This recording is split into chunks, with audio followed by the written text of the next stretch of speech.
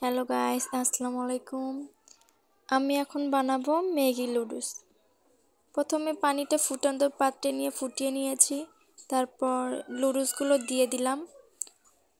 তারপর ওগুলো গরম হয়ে যাচ্ছে। আমি 2টা নিয়েছি। আপনারা যে কয়টা নিতে পারেন।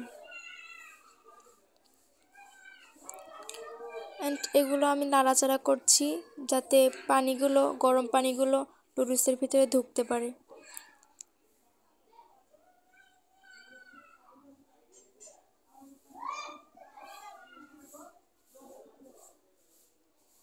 আপনারা কিন্তু এগুলো ছোট বাচ্চাদেরও খাওয়াতে পারেন, অনেক পুষ্টিকর খাবার আর কি। ফুটিয়ে নিয়ে আমি এখন একটা জালিতে ঢেলে নিলাম। এখন আমি একটা পাত্র বসিয়ে দিলাম, পেঁয়াজ আর মরিচ নিয়েছি। তারপর ওগুলো নাড়াচাড়া করছি। পরে পর্যাপ্ত পরিমাণ তেল ইউজ করলাম,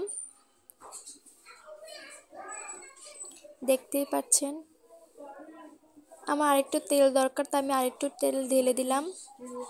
আপনারা আপনাদের পর্যাপ্ত পরিমাণ তেল দিতে পারেন।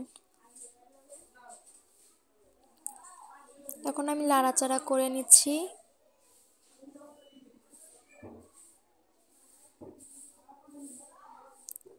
এই তো আস্তে আস্তে লালটি হয়ে আসছে পেঁয়াজটা। এখন আমি দিয়ে দিলাম একটা ডিম, দিয়ে নাড়াচাড়া করছি। এভাবে দিলে কিন্তু অনেক সুস্বাদু খাবারটা হয়। আপনারাও ট্রাই করতে পারেন। তো আমি নাড়াচাড়া করে নিলাম। এটা লালটি আসছে, আমি পর্যাপ্ত পরিমাণ লবণ নিয়ে নিলাম।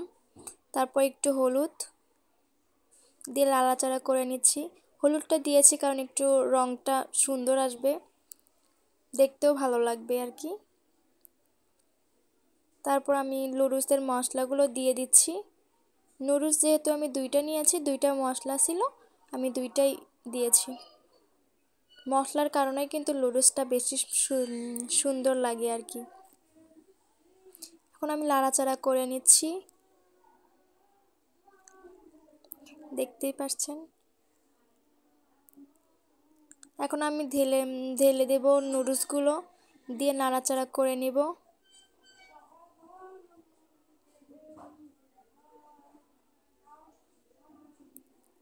কালারটা কিন্তু আস্তে আস্তে অনেক সুন্দর হয়ে আসছে, আমার কাছে অনেক ভালো লেগেছে।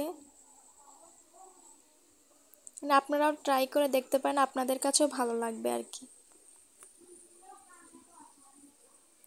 আমি এখন নাড়াচাড়া করে নিচ্ছি।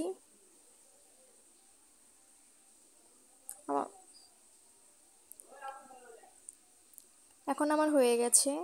এখন আমি একটু পর নামাবো। এই তো নামিয়ে নিয়েছি একটু প্লেটে। ওয়াও, ফ্লেভারটা অনেক সুন্দর এসেছে, খেতেও কিন্তু অনেক মজা হয়েছিল। আর দেখেন কত সুন্দর ধোঁয়া বেরোচ্ছিল।